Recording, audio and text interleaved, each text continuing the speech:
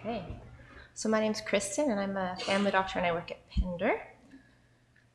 So our team is over there. It consists of Karen, Martin, who's not here today, Jenny, Tracy, and myself. Pender is a multidisciplinary clinic in the downtown east side, and we have approximately 380 individuals with a diagnosis of OUD. So the category is quality of life. So in general, I guess thinking of quality of life as the general well-being of a person or society defined in terms of health and happiness. I think we can all relate to that's going to be different for different people, and there are many components that are going to contribute to someone's quality of life.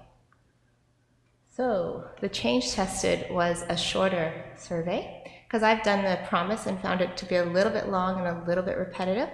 So I thought we'll just try a shorter one. So we condensed it to sort of 3 questions. This first question is, how would you describe your quality of life? Excellent, very good, good, fair, or poor. And that's basically borrowed from number 2 from promise. And then the second question is, how does OAT impact your quality of life? Better, same, or worse? And then the third thing is, what would make your quality of life better? The process involved me emailing the team about the survey and then handing out paper copies and given to the clinicians as well as front staff, and then encouraging people to review with their clients and then enter the data into the EMR. So in general, we didn't hand out the surveys. It was more that the clinician or front staff person would just have those and then enter it into the EMR. Not so much front staff, but clinicians. And then if it was the front staff, they would just record the answers and put it in an envelope in the front. So this is the survey posted on one of the NP's walls to remind her to ask. And in total, we had 24 respondents over a 4-week period. So overall, in terms of quality of life, we had nobody say excellent, but about over 30% so felt their quality of life was very good or good, and then 54% reported fair and 12% poor. The impact, so 62% felt that OAT made their lives better, a quarter the same, and 13% worse.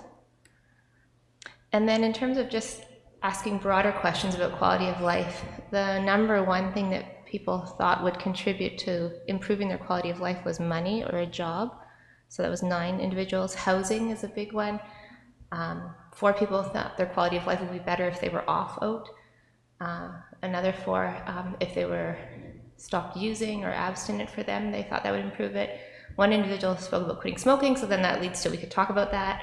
Getting carries, fitness, just a variety of things. Courage. Somebody wanted a radio, so there you go. I thought that's a good thing to add to our just things that we could possibly have in gift baskets.